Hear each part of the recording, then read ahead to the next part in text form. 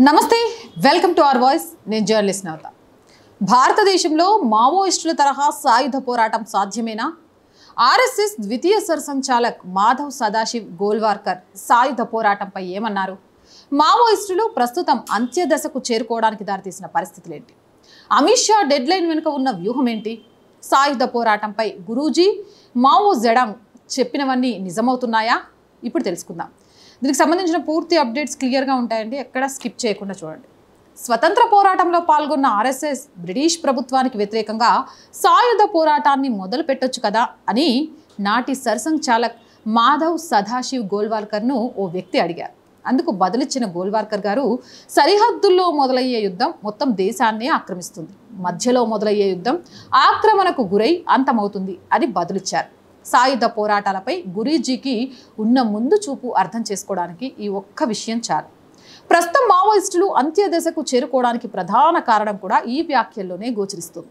అమిత్ షా పర్యవేక్షణలో కేంద్ర ప్రభుత్వం నిర్వహిస్తున్న ఆపరేషన్ కగర్ ద్వారా మావోయిస్టులు అంతమైపోయే దశకు చేరుకుంటున్నారు అందుకు ప్రధాన కారణం ఒక్కటే భారతదేశంలోని పరిస్థితులను బట్టి సాయుధ పోరాటానికి ఆస్కారం లేదు కాశ్మీర్ ఏర్పాటువాదం కోసం దశాబ్దాలుగా ఉగ్రవాదులు హింసకు పాల్పడినా ఒక్క అంగుళాన్ని కూడా సొంతం చేసుకోలేకపోయారు ఛత్తీస్గఢ్ కేంద్రంగా మావోయిస్టులు దశాబ్దాల తరబడి ఉద్యమాలు చేసినా కొన్ని గ్రామాలు మినహా ఏ రాష్ట్రంలోనూ ప్రభావం చూపలేదు ఖలిస్తానీ ఎల్టీటీఈ ఈశాన్య రాష్ట్రాల్లోని వేర్పాటువాదం పేరు ఏదైనా కానీ మన దేశంలో సాయుధ పోరాటాలు విజయం సాధించిన దాఖలాలు లేవు ఈ స్థితిని మాధవ్ సదాశివ్ గోల్వార్కర్ గారు ముందుగానే గ్రహించారు భారతదేశం సువిశాలమైన దేశం అతిపెద్ద భూభాగం ఉన్న దేశం జనాభా కూడా ఎక్కువే అటువంటి దేశంలో సాయుధ పోరాటం విజయం సాధించడం కాస్తంత కష్టమే సాయుధ పోరాటాలన్నవి ఎప్పుడైనా సరిహద్దుల నుంచి మొదలైనప్పుడే విజయం సాధించేందుకు ఆస్కారం ఉంటుంది అది కూడా సరిహద్దుల్లోని ప్రాంతాలను ఒక్కొక్కటిగా ప్రణాళికాబద్ధంగా తమ గుప్పెట్లో ఉంచుకోగలగాలి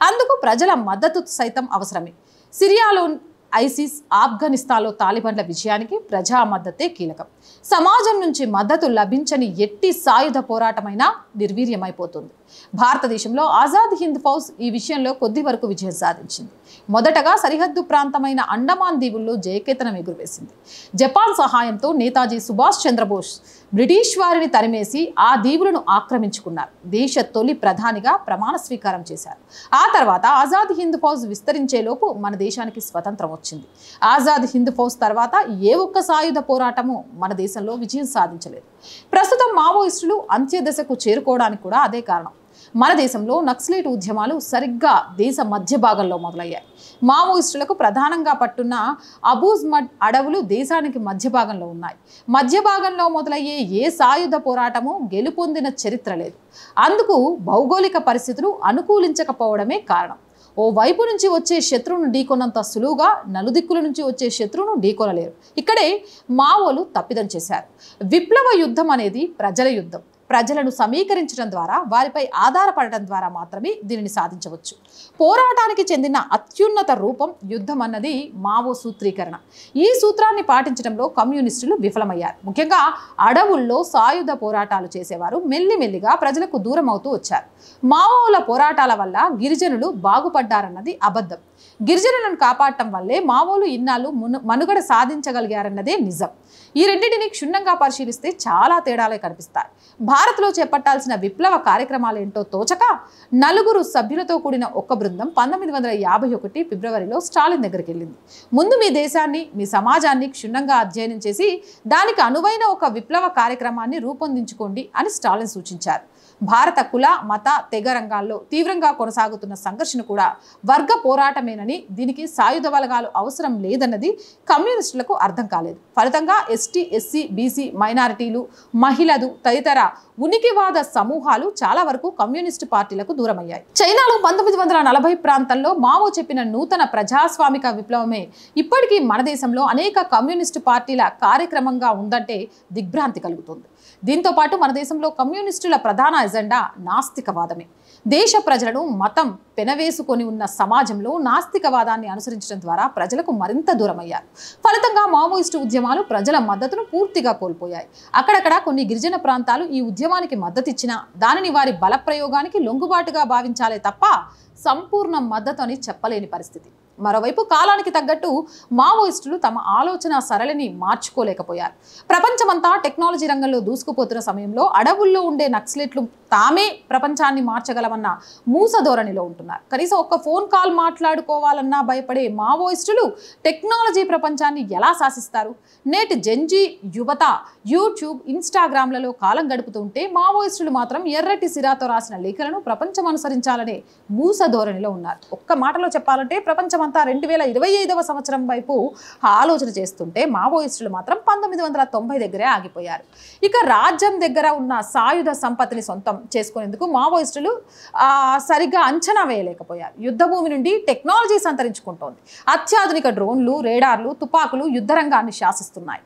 వీటి ముందు మావోయిస్టుల వద్ద ఉన్న ఆయుధ సంపత్తి దిగదుడిపే అని చెప్పాలి. పూర్తి స్థాయి యుద్ధాన్ని ప్రకటిస్తే పెద్ద పెద్ద దేశాలే తల వంచే స్థితిలో ఉన్న ఈ కాలంలో అడవుల్లో అరాకరో ఆయుధాలతో ఉండే మావోయిస్టులు ప్రభుత్వానికి వ్యతిరేకంగా పోరాడతామని భావించడం, ఉద్యమాన్ని వదిలి జనజీవన స్రవంతిలో కలవకపోవడం చూస్తుంటే హాస్యాస్పదంగానే అనిపిస్తుంది. మావోయిస్టుల ప్రస్తుత పరిస్థితిని అంచనా వేసిన కేంద్ర ప్రభుత్వం వారిని అంతం చేస్తామని డెడ్ లైన్ విధించి మరీ యుద్ధం ప్రకటించింది. ఆపరేషన్ కగర్ పేరిట ఏరువేత కార్యక్రమాన్ని మొదలుపెట్టింది. భారతదేశంలో సాయుధ పోరాటాలు సాధ్యం కావని మాధవ సదాశివ గోల్వాల్కర్ స్వతంత్రానికి ముందే పసిగట్టినా, మావో దశాబ్దాలకు ముందే అంచనా వేసినా అది వారికి ఉన్న దీర్ఘ దృష్టికి, భవిష్యత్తుపై అంచనాలకు అద్దం పడుతుంది. భారతదేశంలో కమ్యూనిస్టు పార్టీ, సంఘ పరివార్ ఇవి రెండూ కూడా ఒకేసారి పుట్టాయి. అన్ని రకాల వనరులు, 100 అనుబంధ సంస్థలు ఉన్నప్పటికీ సంఘ పరివార్ సంపూర్ణ అధికారాన్ని హస్తగతం చేసుకోవడానికి దాదాపు 90 ఏళ్లు పట్టింది. ఇది ఆ సంస్థకున్న దీర్ఘ దృష్టిని అర్థం పడుతుంది.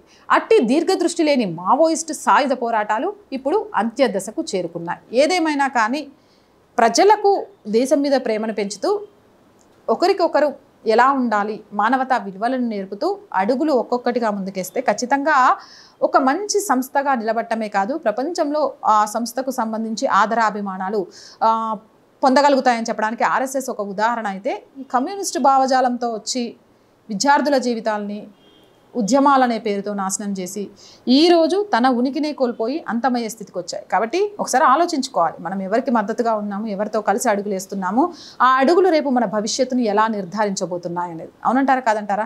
కామెంట్ సెక్షన్లో పెట్టేయండి. మోర్ వీడియోస్ కోసం ఛానల్ వెంటనే సబ్స్క్రైబ్ చేయండి. ఛానల్ చూసిన వెంటనే సబ్స్క్రైబ్ చేశారా లేదనేది చెక్ చేయండి. సబ్స్క్రైబ్ చేయకుంటే ప్లీజ్ సబ్స్క్రైబ్ అవర్ ఛానల్. మీరు చేసే ఒక్కొక్క సబ్స్క్రిప్షన్ ఛానల్కి బలాన్ని ఇస్తుంది. అలాగే కంటెంట్ బాగుంటే లైక్ చేయండి, షేర్ చేయండి. అలాగే ఆర్థికంగా ఆర్ వాయిస్కి చేయుతను అందించాలి అంటే సబ్స్క్రిప్షన్ పక్కనే జాయిన్ అనే బటన్ ఉంటుంది.